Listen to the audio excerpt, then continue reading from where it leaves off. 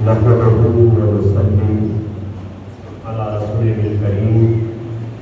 أعوذ بالله من الشيطان الرجيم. بسم الله الرحمن الرحيم. الصلاة والسلام عليك يا رسول الله. الصلاة والسلام عليك يا حبيب الله. الصلاة والسلام عليك يا رحمة للعالمين. لا إله إلا الله محمد رسول الله. حضرات گرامی، آپ کے سامنے میں نے کلمہ طیبہ پڑھا کہ لا الہ الا اللہ محمد رسول اللہ کہ نہیں معبود سوائے اللہ کے اور محمد صلی اللہ علیہ وسلم خدا کے رسول ہیں. تو جب ہم یہ کلمہ پڑھتے ہیں تو ہم دائرۂ اسلام میں داخل ہو جاتے ہیں،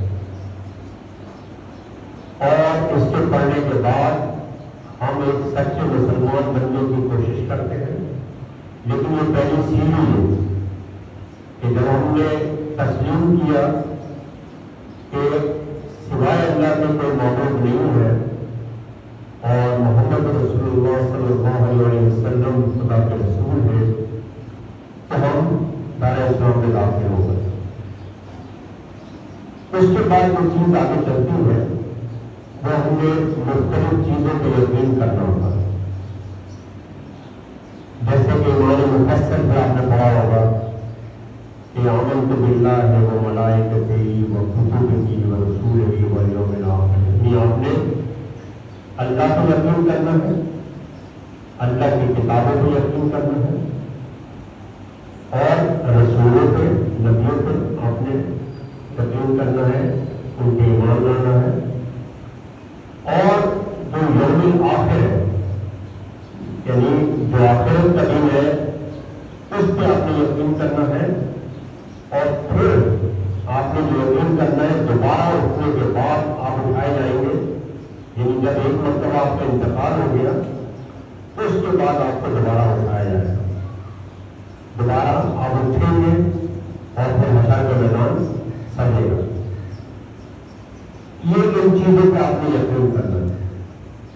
اسی لیے یہ ضروری نہیں کہ صرف آپ نے خدا پہ یقین کر لیا تو سب کچھ ہو گیا. آپ نے خدا پہ یقین کرنا ہے، خدا کی کتابوں پہ یقین کرنا ہے، خدا کے رسولوں پہ یقین کرنا ہے، آخرت پہ یقین کرنا ہے، اور آخرت کے بعد دوبارہ جب آپ اٹھائے جائیں گے اس پہ آپ نے یقین کرنا ہے. تو پھر آپ کا ایمان مکمل ہوگا. اب جب آپ نے یہ بات سمجھ لی تو میرے ذہن میں بہت اچھی ایک چیز آئی ہے جو میں بیان کرنا چاہتا ہوں کہ حضرت عیسیٰ علیہ السلام کو جب اٹھا لیا گیا تو اس وقت جو صورتحال تھی وہ بہت خراب ہوئی اور لوگ کفر کی طرف زیادہ جھکنے شروع ہو گئے. اور جو بادشاہ تھا دقیانوس وہ بہت ظالم تھا، بہت ہی ظالم تھا. تو وہ یہی چاہتا تھا کہ لوگ دین سے دور ہوں اور ادھر بالکل کوئی بھی دین کو شامل نہ کرے اپنی زندگی میں. تو اس نے بے انتہا ظلم شروع کیے. اب جب بے انتہا ظلم شروع کر دیے تو ظاہر ہے ان کو چند لوگ بھی ہوتے ہیں جو کہ اہل ایمان ہوتے ہیں، جو کہ جن کے دل صاف ہوتے ہیں. تو وہ ان کے چند لوگ تھے جس کا قرآن میں ذکر آیا ہے جو سورہ کہف ہے. تو وہ کہلاتے ہیں اصحاب کہف. وہ جب ظلم شروع ہوا اور لوگ ادھر ادھر افراتفری پھیلنا شروع ہو گئی تو وہ ادھر سے نکل گئے علاقے سے اور وہ چھٹنے کے لیے ایک غار میں چلے گئے. یہ سارا قرآن کا واقعہ بیان کر رہا ہوں میں، قرآن سے باہر نہیں یہ چیز. تو وہ جب کہنے میں ایک غار میں وہ چلے گئے. اب تعداد کے بارے میں کئی لوگ کہتے ہیں 7 ہے، کوئی کہتے ہیں 8 ہے، کوئی کہتے ہیں 13 ہے. لیکن یہ اللہ جانتا ہے کہ تعداد ان کی کتنی تھی. اور ان کے ساتھ ایک کتا بھی تھا. یہ سب اصحاب جو تھے یہ بادشاہ کے ظلم سے چھوٹنے کے لیے اور سب سے بڑی چیز اپنا ایمان بچانے کے لیے یہ غار میں چلے گئے. اچھا جب غار میں چلے گئے تو جب یہ وہاں سوئے تو یہ سوتے رہے گا. اللہ کی قدرت ان اللہ علی کل شیء قدیر، خدا ہر چیز پہ قادر ہے. خدا نے ان کو سلا دیا. جیسے یہ غار میں پہنچے خدا نے ان کو سلا دیا. اچھا بادشاہ کو پتہ ہے، بادشاہ ان لوگوں کو تلاش کرنے لگا، بادشاہ کے لوگ تلاش کرنے لگے تو انہیں بھی پتہ چلا کہ وہ کسی غار میں چھپے ہوئے. تو بادشاہ نے کہا یہ تو بہت اچھا ہے، میں کیا کرتا ہوں کہ چاروں طرف دیوار چڑھا دیتا ہوں تاکہ یہ اندر ہی اندر مر جائیں گے سارے اور کبھی باہر ہی نہیں نکل سکیں گے سارے. تو بادشاہ نے وہ غار جو تھا اس کے آگے سارا ایک آدمی کو کام سونپا کہ تم یہ سارا غار بند کر دو، چاروں طرف سے دیوار کھڑی کر دو تاکہ یہ ہے کہ یہ اندر ہی اندر مر جائیں گے لوگ.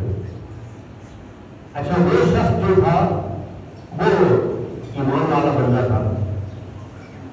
اس نے کیا کیا کہ جب وہ دیوار بنانے لگا تو اس نے یہ دیکھا کہ کتنے لوگ ہیں.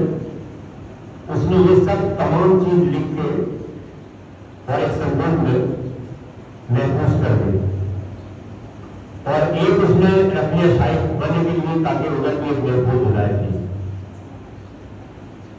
اور دیوار اس نے پوری بنا دی اور سارا تو بادشاہ سمجھا کہ لوگ سارے مر گئے، اب گئے یعنی کہ جو ہے اور یہ بہت اپنے ایمان ہمیں دکھائے تھے اور بہت کہنے کے جو ایمان کی طرف تھے، لیکن اب ان لوگوں کا خاتمہ ہو گیا. اب اللہ تعالیٰ کی قدرت آپ دیکھیں کہ اللہ تعالیٰ نے ان کو سلا دیا اور اللہ تعالیٰ ان کو کروٹیں بھی دلاتا رہا. یہ سب قرآن بیان کر رہا ہے اور آپ اندازہ کریں کہ وہ 300 برس تک سوتے ہیں.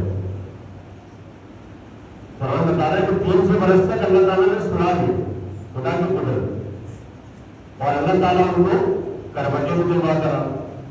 ظاہر انسان کی ہوتا ہے کہ سوچے میں کروٹیں بدلتا ہے، ہم بھی سوچے میں کروٹیں بدلتے ہیں. اس لیے کہ اگر بندہ ایک اس پہ لیتا رہے تو آپ کو معلوم ہے کہ جسم بیکار ہو جاتا ہے.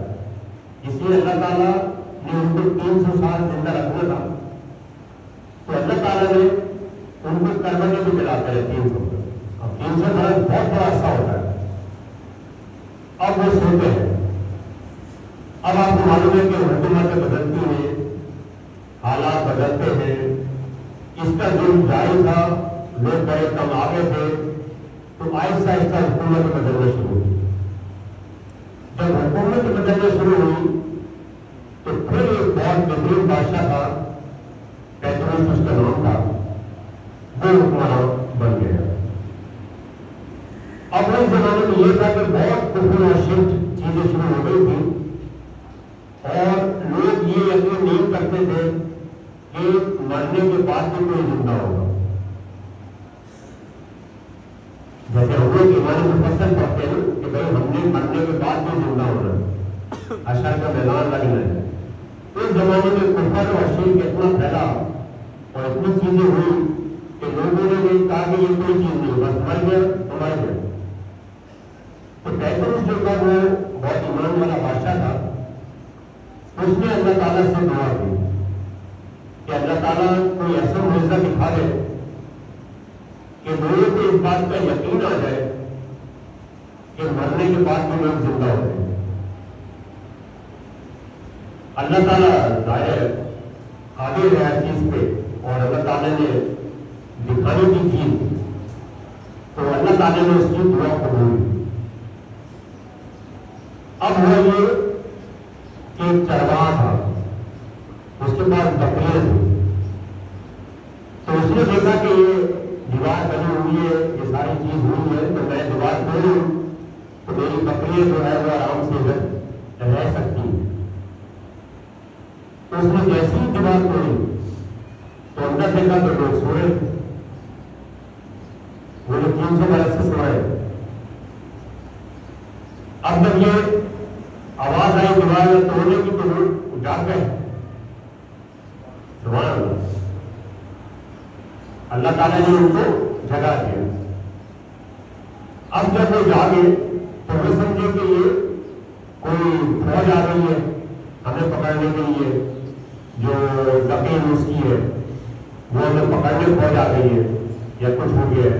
لیکن جب دیکھا کہ سامنے چرواہ تھا اور جانب، تو اس وجہ سے جو ہے جب جانب ان کو یقین ہو گیا تو ان میں سے جب ایک جو تھے انہوں نے وہ کہنے لگے میں بازار سے کچھ کھانے کے لیے لے کر آتا ہوں، بھوک لگنے لگی۔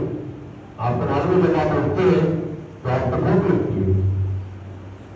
تو ان میں سے جو بندے تھے وہ نام میرا ذہن میں نہیں کہ جیسلین نظر، ہاں جیسلین، ہاں، وہ نکلے باہر اور انہوں نے کہا میں بازار سے کچھ روٹی وغیرہ لے کر آتا ہوں تاکہ ہم کھانا کھانے کے لیے۔ اچھا اب آپ اندازہ کریں کہ ان کے پاس جو سکے تھے یا سکہ تھا وہ اس زمانے کا تھا جو 300 برس پہلے چلتا تھا، یہ 300 سال پہلے وہ سکہ تھا ان کے پاس۔ جب وہ بازار میں گئے اور روٹی لینے لگے تو انہوں نے وہ سکہ پکڑایا تو دکان والا حیران ہو گیا۔ اس نے کہا تمہارے پاس تو کوئی خزانہ چھپا ہوا ہے؟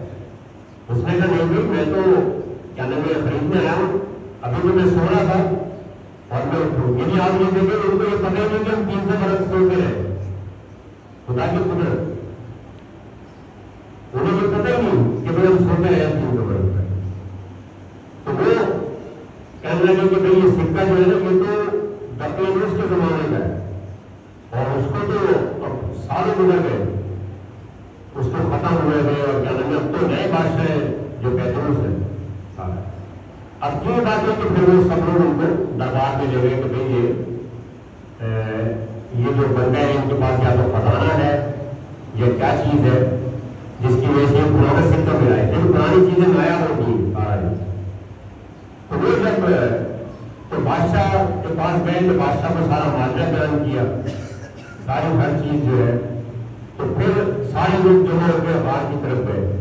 تو وہ یہ سمجھے کہ پھر کوئی فوج کا ہمیں پکڑنے آ گئے، لیکن انہیں پتا چلا کہ اب دقیانوس بادشاہ نہیں ہے، اب جو ہے اہل ایمان ہے، یعنی ایمان والا بادشاہ ہے، اس کا نام پیتروس ہے اور وہ اس پر حکومت کر رہا ہے۔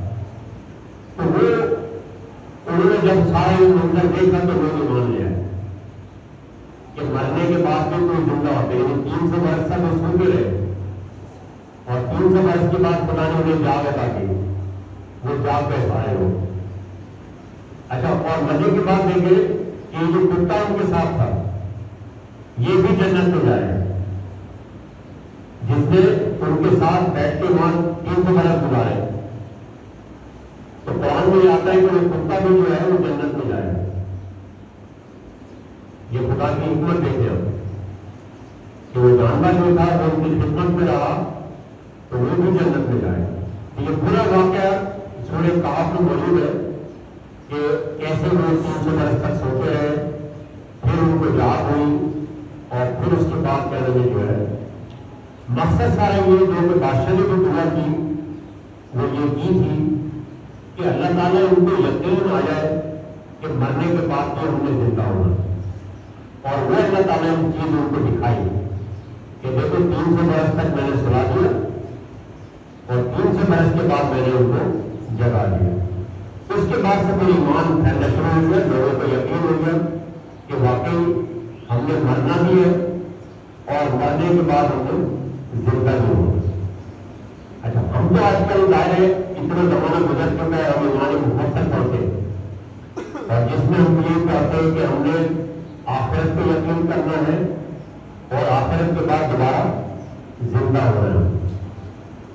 یہ پورا واقعہ کبھی بھی آپ کو ٹائم ہو قرآن کھول کے آپ سورہ کہف میں یہ واقعہ پڑھ سکتے ہیں، یہ سارا واقعہ جو ہے یہ اس میں موجود ہے۔ اب آج کل کے زمانے سے اگر آپ لے لیں تو ہم تو یقین کرتے ہیں، ہمارا یقین ہے، اس لیے کہ کوئی جو ہوگا بندہ جو کہ نہ یقین کرے گا کہ بھائی لوگ موت کو یقین نہیں کرتے تھے، وہ کہتے تھے نہیں موت آنی نہیں ہے، لیکن ہم نے دیکھا کہ روز ہمارے سامنے جنازے ہوتے اور وہ ہندو بھی نہیں کر سکتے، جس کو موت آ گئی وہ گیا۔ اب ہم نے دوسری چیز آئی کہ آخرت میں ہم نے زندہ ہونا، اب ہم نے کیا کرنا ہے کہ آخرت کی تیاری کرنی ہے، اس لیے ہمیں معلوم ہو گیا کہ ہم نے دوبارہ اٹھنا ہے، ہم نے اس جو معیار ہم نے طے کرنا ہے، یعنی زندگی جو تھی اور پھر جو موت ہو گئی، تو موت سے پہلے ہم نے جو ہے وہ اپنی تیاری کی، تاکہ جب ہم دوبارہ اٹھائے جائیں اور ہمارے اعمال پیش کی جائے تو ہماری جو فائل ہے وہ ہمارے دائیں طرف ہو، اس طرف ہو سیدھا، تاکہ ہم سرفراہ ہو سکیں۔ تو یہ باتیں تو ہم نے پڑھ لی ہے، لیکن ذمہ داری ہماری یہی ہے کہ ہم نے جو ہے ایک تو دنیا میں رہتے ہوئے جب تک ہمارا سانس ہے، اس سانس میں ہم نے اللہ تعالیٰ کیا کہتا ہے یا الذین آمنوا اتقوا اللہ، میرے خدا سے ڈرو جیسا کہ اس سے ڈرنے کا، تو ہم نے خدا سے ڈرنا ہے۔ پھر کیا خدا چاہتا ہے کہ آپ متقی اور پرہیزگار ہو جائیں، تو ہم نے اپنی زندگی کو تبدیل کرنا ہے۔ اگر ہم غلط عادتوں میں ہیں، غلط اعمالوں میں ہیں، غلط چیزیں کرتے ہیں، تو ہم نے کیا کرنا ہے کہ متقی اور پرہیزگار ہونا ہے۔ اس سے کہ خدا کی جو چیز ہے، خدا جو آپ سے چاہتا ہے وہ یہ ہے کہ آپ متقی اور پرہیزگار ہوں، صرف یہ چاہتا ہے وہ۔ اچھا، اس کو کرنے کے لیے آپ کو کیا چاہیے؟ سب سے پہلی چیز آپ کو نماز پڑھنا، جو مین چیز ہے، سب سے بڑی چیز وہ آپ کی نماز ہے۔ اب آپ یہ دیکھیں کہ نماز آپ کے اوپر 50 فرض ہوئی، معراج کا واقعہ اگر آپ پڑھیں آپ کے اوپر 50 نمازیں دی گئی ہیں امت کے لیے، لیکن جب آپ لوٹ رہے تھے معراج شریف سے تو حضرت موسیٰ کلیم اللہ سے ملاقات ہوئی۔ موسیٰ کلیم اللہ نے کہا یہ 50 نمازیں تو آپ کی امت نہیں پڑھے گی، تو آپ اس میں تخفیف کرائیں۔ تو حضور اکرم صلی اللہ علیہ وسلم دوبارہ تشریف لے گئے، پھر 5 کم ہو گئی، پھر 5 کم ہو گئی، اس طرح آپ جاتے رہے اور تخفیف ہوتی رہی، تو آخر میں رہ گئی 5۔ اچھا، 5 کا ثواب کیا ہے؟ وہی 50 نمازوں کا ثواب۔ یہ آپ دیکھ رہے خدا کے قدرت اور خدا سے آپ کی محبت کہ آپ نماز 5 پڑھیں گے لیکن ثواب 50 کا ملے گا۔ یہ خدا کی بڑی یعنی ہمارے پر کرم ہے کہ 50 نمازوں کا ثواب ہمیں مل رہا ہے۔ آج آپ دیکھ لیں نماز کا ٹائم ہو جاتا ہے، کوئی نماز نہیں پڑھتا ہے۔ بہت سارے لوگ ایسے ہیں کہ سامنے نماز ہو رہی ہوتی ہے اور سائڈ سے نکل جاتے ہیں، اذان کی آواز کان میں آ رہی ہوتی ہے، سائڈ سے نکل جاتے ہیں۔ تو ہمیشہ کوشش کریں جب نماز کی اذان کی آواز سنیں آپ تو آپ خیر مسجد کی طرف دوڑیں، اگر مسجد کے قریب نہیں ہے تو پھر آپ گھر میں اثر کریں، لیکن ظاہر مسجد میں جائیں گے تو 27 درجے آپ کو زیادہ ثواب ملے گا، لیکن اگر آپ دور ہیں، مسجد آپ کے قریب نہیں ہے تو آپ گھر میں اثر کریں۔ اور نماز کسی حالت میں نہیں ہے، یہ یاد رکھیں، نماز جو ہے وہ کسی حالت میں معاف نہیں ہے۔ آپ بیمار ہیں، یعنی کہ اگر آپ کہیں گے میں بیمار تھا اس وجہ سے میں نے نماز نہیں پڑھی، تو اللہ تعالیٰ حضرت ایوب علیہ السلام کو پیش کرے، اس سے کہ حضرت ایوب علیہ السلام کے جسم میں کیوں پڑے ہوئے لیکن نماز انہوں نے نہیں چھوڑی۔ تو نماز کسی حالت میں معاف نہیں، آپ بڑے بیمار ہو، چل نہیں سکتے ہیں، یا کوئی اور بیماری آپ کو ہو گئی ہے، پیر آپ کے نہیں مل رہا ہے، ہاتھ نہیں مل رہا ہے، لیکن آپ نے اشارے سے پڑھنا ہے نماز جو آپ نے بڑے اشارے سے پڑھے ہو، لیکن نماز پڑھنی، لیٹ کر پڑھے، بیٹھ کر پڑھے، لیکن نماز ضرور پڑھنی، اس کا کوئی بھاؤ نہیں ہے۔ اچھا، اور حقوق اللہ میں سب سے پہلی چیز یہ ایک تو آپ کے پاس حقوق العباد ہے، ادھر حقوق اللہ بھی ہے۔ اس میں سب سے پہلے سوال جو آپ سے وہ یہی ہے نماز. اور نماز یہی ہے کہ اگر آپ نے چھوڑی تو سمجھے آپ برائی کی طرف جائیں. اس سے کہ نماز کی پہلی چیز جو ہے نا وہ آپ کو برائی سے روکتی ہے. اگر آپ برائی سے روکنا چاہتے ہیں تو آپ نے نماز کو پابندی کرنی. تو برائی آپ سے خود بخود رک جائے. تو کوشش کریں خود بھی نماز پڑھیں اور کیا نام ہے اپنے بچوں کو بھی تعلیم دیں کہ پابندی سے 5 وقت کی نماز پڑھیں. اور پھر اس کی تبلیغ و تعلیم کے لیے لوگوں کو بارے میں بتائیں کہ بھائی نماز کتنی ضروری ہے. تو لیکن بہت سارے ایسے لوگ ہیں, میں بہت تقریبات میں بھی دیکھا ہے کہ نماز کا ٹائم ہوا آگے باہر نکل جاتا ہے. تو یہ بڑی ہمارے لیے شرمندگی کی بات ہے کہ ایسا میں سمجھتے ہیں کہ بھائی ہمارے لیے ہے ہی نہیں. اچھا بعض ہمارے پیر بھی ایسے موجود ہیں آج کل, وہ کہتے ہیں ہماری نماز ہو گئی. یہ بھی آج کل بڑا زبردست چل رہا ہے کہ پیر صاحب اتنے پہنچے ہوئے تھے, وہ کہتے ہیں ہماری غیر سے ہو گئی نماز. یعنی کہ لاسٹ ٹائم میں آپ کو واقعہ سناؤں, میں گجرات گیا پنجاب میں, وہاں ایک فاتح خانے کے اندر فاتح خانے میں بیٹھے ہوئے, تو وہاں ایک پیر صاحب بھی آئے اپنے 6 7 10 چیلوں کے ساتھ میں.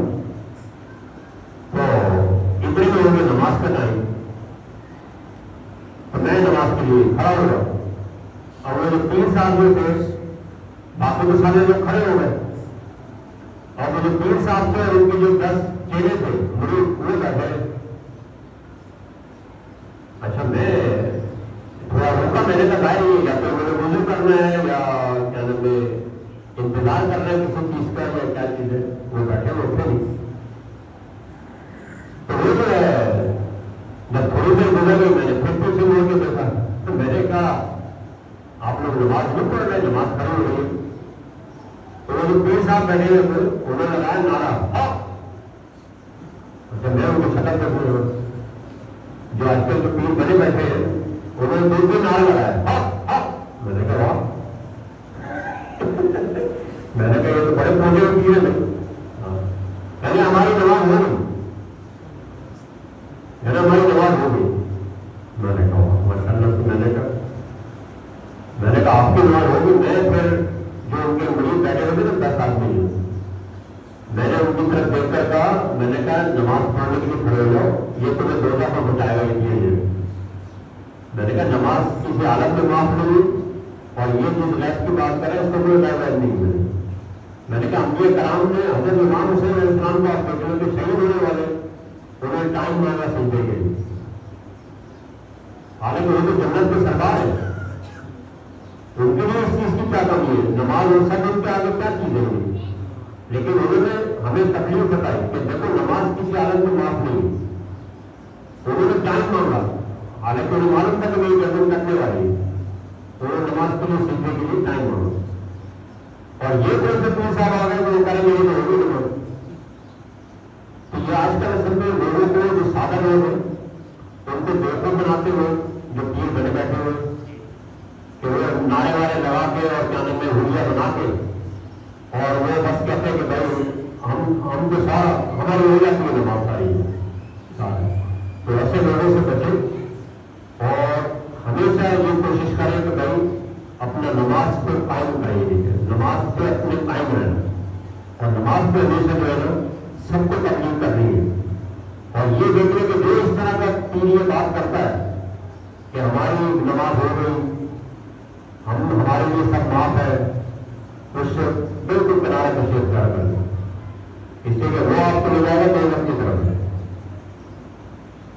اس سے کہ نماز جو ہے جو آپ اللہ کے حضور جھک کر سامنے پڑھیں گے, مسجد میں پڑھیں یا آپ اپنے گھر میں پڑھیں. باقی جو معاملات ہیں بزرگان دین کے ان کے اور معاملات ہوتے ہیں کہ جیسے وہ خبر میں بھی ہے وہ نماز پڑھ رہے ہیں, لیکن ہم اور آپ نہیں دیکھ سکتے. وہ آج بھی زندہ ہے اور وہ اپنی عبادت کر رہے ہیں, لیکن ظاہر ادھر تک ہماری آنکھ نہیں پہنچ سکتی. لیکن امتی ہونے کے ناطے ہماری یہ ذمہ داری ہے کہ پہلی چیز جو حکم کرنا میں ہے وہ نماز ہے، تو ہم نے نماز پڑھنی، اس کے بعد قرآن ہوگا۔ آپ نے کوشش کریں جس وقت آپ کو ٹائم ملے آپ نے قرآن کی تلاوت کرنی ہے، بھلے 2 سورت پڑھ لیں، جب 2 سورت پڑھ لیں آپ نے تھوڑی بہت قرآن کی تلاوت کرنی ہے۔ تیسری چیز آپ کی روزہ آ گئی، جب بھی آپ کو رمضان میں آپ پائیں، حکم یہ ہے کہ جب آپ رمضان میں پائیں تو آپ اس میں روزہ رکھیں، لیکن اس میں اللہ تعالیٰ نے یہ چھوڑ دیے اگر آپ بیمار ہیں آپ چھوڑ سکتے ہیں، اس کے بعد دوبارہ اس کو کرنے کے بعد صحت مند ہو جائے، یا ایک آدمی بالکل ہی نہیں رکھ سکتا تو وہ اس کا فدیہ وغیرہ دے سکتا، تو وہ آپ علماء کرام سے سارے مسئلے پوچھ سکتے ہیں کہ بھائی اگر میں بیمار ہوں، میں روزانہ گولی لیتا ہوں، میں گولی کے بغیر رہ نہیں سکتا، تو میں نے کیا فدیہ ادا کرنا ہے، یہ آپ تمام علماء کرام سے مسئلے پوچھ سکتے ہیں۔ اسی طرح زکوٰۃ آپ نے دینی ہے، اگر آپ کے پاس مال پڑا ہے تو آپ نے اس کے اوپر زکوٰۃ دینی ہے۔ سال بھر اگر کوئی مال آپ کے پاس پڑا ہوا ہے، آپ کی کوئی پراپرٹی ہے، اس پہ آپ نے زکوٰۃ دینی ہے۔ سونا پڑا ہوا ہے، چاندی پڑی ہوئی ہے، آپ نے اس پہ زکوٰۃ دینی ہے۔ پھر آپ نے حج کرنا ہے۔ اچھا، وہ بھی صاحب استطاعت ہے، قرآن نے ارشاد فرما دیا ہے کہ بھائی اگر آپ صاحب استطاعت ہیں، اگر آپ کے پاس اتنے پیسے ہیں اپنی جو آپ کی فیملی ہے اس کا خرچہ نکال کے ہر چیز اپنی ذمہ داریاں پوری کر کے اگر آپ کے پاس ہے چیز اور پیسے ہیں، آپ اس کو جو ہے حج کرنے جائیں۔ لیکن اس میں بھی کئی چیزیں آتی ہیں، جیسے کہ میرے ذہن میں ایک اور واقعہ آ رہا ہے کہ ایک شخص تھا، اس کے برابر میں پڑوس کے لوگ رہتے تھے، تو اس نے بہت سارے پیسے جوڑے حج کرنے کے لیے۔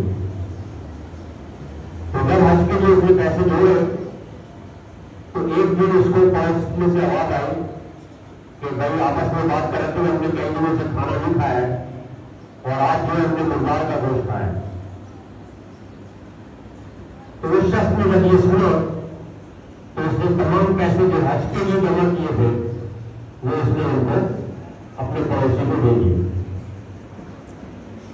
تو جب کیا نام ہے حج پہ گئے تو ادھر کیا نام ہے جو ہے دیکھا کہ انہوں نے آپس میں فرشتے باتیں کر رہے تھے کہ وہ جو شخص نہیں آیا اس کا حج قبول ہو گیا۔ اس سے بھی اس نے اپنے پڑوسی کا خیال کیا۔ تو آج کل تو لوگ آپ نے دیکھا ہر سال اس پہ جا رہے ہیں، یہ آج کل فیشن بھی بن گیا، عمرے بھی ہر سال جا رہے ہیں۔ یہ نہیں دیکھ رہے کہ برابر میں جو غریب موجود ہے، یا تو اس کو بھیج دیں، اگر کوئی غریب ہے اس کو عمرہ کرا دیں، جو صاحب استطاعت نہیں ہے، جو صاحب استطاعت نہیں ہے اس کو آپ کرا دیں، یا جس کے پاس کھانے کے پیسے نہیں ہے، یا جس کے پاس کھانے کے پیسے نہیں ہے آپ اس کو جانے میں بھیج دیں۔ لیکن وہی بات ہے کہ آپ ہمیشہ جو ہے یہ خیال رکھیں اپنے پڑوسی پر، کیونکہ پڑوسی کا حق جو ہے وہ بہت زیادہ ہے۔ یہ نہیں کہ آپ ہر سال نئی گاڑی میں خرید رہے، مکان میں خرید رہے اور آپ کے پڑوسی کے پاس کھانے کے لیے پیسے بھی نہیں ہے یا 2 روٹی بھی نہیں ہے، تو اس چیز کا آپ کو بڑا عذاب ہے۔ اسی لیے آپ جہاں رہتے ہیں محلے میں آپ نے یہ دیکھنا ہے کہ اگر اللہ تعالیٰ نے آپ کو پیسے دیے ہیں تو آپ ان کو کھانے کا انتظام کریں۔ اگر ان کی بچیوں کے پاس یا بچوں کے پاس عید کے لیے کپڑے نہیں ہیں تو آپ ان کو کپڑے خرید کے دیں۔ یتیم آپ دیکھتے ہیں کسی کو، کسی کے باپ نہیں ہے، یتیم ہے، وہ اپنا خرچہ نہیں اٹھا سکتے، وہ ان کے پاس پیسے نہیں ہیں، آپ جو ہے ان کی مدد کریں تو اللہ تعالیٰ جتنی بھی نیکیاں آپ کر رہے ہیں وہ سب نیکیاں آپ کو عطا کریں گے، کیونکہ جو اس وقت اس کی دعا نکلے گی نا جس کی آپ مدد کریں گے وہ دعا سیدھی اللہ کے پاس پہنچ۔ اگر کوئی یتیم تھا وہ بھوکا تھا، اس کے بعد پیسے نہیں تھے، کپڑے نہیں تھے، آپ نے وہ اس کو دے دیے تو وہ جو اس میں دعا دے گا وہ سمجھے آپ کا بیڑا پار کر دے، اس کا آپ کا درجہ اور آپ کا مقام اتنا بڑھے گا کہ لوگ قیامت کے دن آپ کو دیکھیں گے کہ اس کا مقام ایسے کیسے ہو گیا. ایک شخص بھلے نے جتنے حج کیے ہو، جتنی بھی عبادتیں کی ہو، لیکن اگر اس نے اپنے پڑوسی کا خیال نہیں کیا اور اپنے رشتے داروں کا خیال نہیں کیا، اسی لیے اللہ تعالیٰ نے یہ کہا ہے، حضور صلی اللہ علیہ وسلم نے یہ کہا ہے کہ جو یتیم کی کفالت کرتا ہے وہ انگلی کا اشارہ کر کے کہا اس طرح میرے درمیان ہوگا، میرے ساتھ ہوگا. یعنی اتنے قریب آپ حضور کے ہوں گے حضور صلی اللہ علیہ وسلم کے، جیسے یہ دو انگلیوں کا. تو ہمیشہ نظر رکھیں کہ آپ جس محلے میں رہتے ہیں ادھر آپ دیکھیں کہ بھائی کوئی غریب آدمی ہے، کوئی ایسا شخص ہے جس کے پاس کھانے کے لیے پیسے نہیں ہیں، اس کو کھانا کھلا دیں. کسی کے پاس کپڑے نہیں ہیں بچوں کے لیے، اس لیے کہ اگر آپ نے نئے کپڑے خریدے اور آپ کے برابر میں ایسا غریب ہے جس کے بچے جو ہے وہ اچھے کپڑے نہیں پہن سکتے یا لے نہیں سکتے، تو آپ کو چاہیے کہ احتیاط کریں. اس لیے کہ اس کو جو افسوس ہوگا آپ کے بچوں کو دیکھ کے وہ ایک کر کے کہتے ہیں کہ کاش میں بھی کپڑے خرید سکتا، کاش میرے بھی کوئی ہوتا جو کہ کپڑے خرید سکتا. تو یہ آپ نے چیز جو ہے وہ نظر رکھنی ہے. اس سے آپ کا جو ہے مقام اور درجہ جو ہے وہ انتہا بڑا ہو جائے. تو صرف یہ ضروری نہیں ہے کہ آپ لوگوں کو دکھاتے رہیں کہ بھائی میں حج کرنے جا رہا ہوں تو میں عمرے کرنے جا رہا ہوں. پیچھے آپ کا نہ اخلاق ہے، نہ آپ نے کیا نام جو ہے غریبوں کی مدد کرتے ہیں، نہ رشتے داروں کی مدد کرتے ہیں، اور آپ حج پہ حج کر چلے جاتے ہیں، تو اس کا کوئی فائدہ نہیں. پھر جو آخر میں چیز آتی ہے وہ یہ چیز ہے کہ آپ نے اپنی زندگی میں جو ہے وہ ہر وقت اور ہر نماز کے بعد کثرت سے درود شریف پڑھنا. اس سے کہ جب آپ نے مرنا ہے تو نماز ہو گئی جو آپ کا ساتھ دے گی، قرآن ہو گیا اگر آپ نے اس کو کھول کے دیکھا ہوگا اور پڑھا ہوگا تو یہ بھی آپ کے لیے لڑے گا. پھر اس کے بعد کیا نام جو ہے نماز ہو گئی، قرآن ہو گیا، آپ کے روزے ہو گئے، صحیح ہے نا. یہ سب آپ کے لیے لڑے ہوئے. یہ اگر آپ کے اوپر کوئی عذاب ہونے والا ہوگا تو یہ روک دیں گے. قبر میں جب یہ ہوتا ہے تو ایک نور کی شکل آتی ہے تو مردہ پوچھتا ہے کہ یہ کیا چیز ہے، تو وہ کہیں گے کہ میں تیری نماز ہوں. ایک اور واقعہ ہے 5 منٹ ہے. ایک اور واقعہ ہے، ایک شخص تھا وہ بڑی نماز پڑھتا تھا، تو جب اس کا انتقال ہوا تو اس کے اوپر یعنی کہ اس کو فرشتے دوزخ کی طرف لے جانے لگے. تو وہ یہ سوچنے لگا کہ میں اتنی عبادت کرتا تھا، نماز پابندی سے پڑھتا تھا، لوگ یا فرشتے مجھے جو ہے وہ دوزخ کی طرف لے جا رہے ہیں، تو نماز کی طرح نہیں ان کو بچانے نہیں آ رہے. اب وہ چلتا جا رہا ہے دوزخ کی طرف اور مڑ کے دیکھ رہا ہے کہ نماز آئی ہی نہیں آئی. اب جب وہ دوزخ کے قریب پہنچ گیا تو ایک دم جو نور ہے وہ آیا تو اس نے پوچھا تم کون؟ اس نے میں تمہاری نماز ہوں. بلکہ یہاں تک کہ جب اس کو دوزخ میں پھینک دیا پھر ایک نور نے آ کے اس کو پکڑ لیا. تو اس نے پوچھا، اس نے کہا میں تمہاری نماز ہوں. تو اس نے کہا کہ تم دیر میں کیوں آئی ہو؟ تو اس نے کہا تم بھی تو نماز دیر سے پڑھتے تھے. یعنی نماز اگر آپ پابندی سے پڑھیں گے تو نماز وقت سے آئے گی. اگر آپ ہمیشہ ڈیلے کرتے جائیں گے کہ میں آدھے گھنٹے بعد پڑھوں گا تو پھر وہ بچانے کی بات نہیں آئے گی. تو آپ سمجھیں گے کہ میں دوزخ میں جا رہا ہوں. لیکن نماز پھر آپ کو وہاں بچائے گی. نماز روز ہاں بالکل، یعنی نماز روزہ زکات یہ سب آپ کو بچانے والی چیز ہے. اور سب سے بڑی چیز ہے وہ درود شریف جو ہے کہ آپ کے پنصرات پہ، نظام پہ، ہر جگہ جو ہے آپ کو بچائے.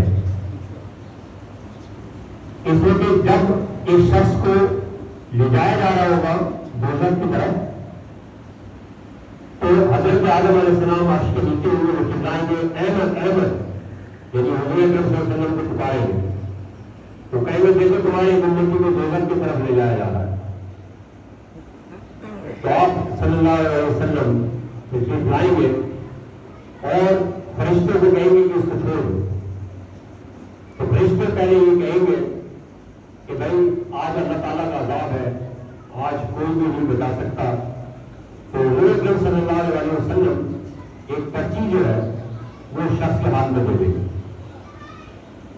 تو اس کو جب نظام میں تولا جائے گا اس کے اعمال کو، تو وہ پرچی جب ڈالی جائے گی تو اس کے نیکیوں کا پلڑا جو ہے بھاری ہو جائے گا. تو وہ شخص کہے گا کہ یہ کیا چیز تھی جو کیا نام ہے میرا ایک دم نیکیوں کا پلڑا جو ہے بھاری ہو گیا. تو فرشتے کہیں گے وہ درود شریف ہے جو تم نے حضور اکرم صلی اللہ علیہ وسلم کو بھیجا تھا، اس کی وجہ سے تمہارا یہ پلڑا بھاری ہو گیا. تو جب وہ شخص ایک دم دوڑے گا حضور اکرم صلی اللہ علیہ وسلم کے پاس، کہے گا آپ کون ہیں؟ تو آپ فرمائیں گے کہ میں آقا جان صلی اللہ علیہ وسلم تمہارا نبی ہوں، اور یہ وہ درود شریف تھا جو تم نے مجھے بھیجا. تو ہمیشہ یاد رکھیں کہ کثرت سے اپنی زندگی میں درود شریف جو ہے وہ پڑھنا شروع کریں، تاکہ آخری ٹائم پہ یہ جب آپ کا میزان کا مسئلہ آئے گا، پلسرات کا مسئلہ آئے گا، تو یہ درود شریف آپ کو جو ہے وہ بچائے گا. وآخر دعوانا الحمد للہ رب العالمین.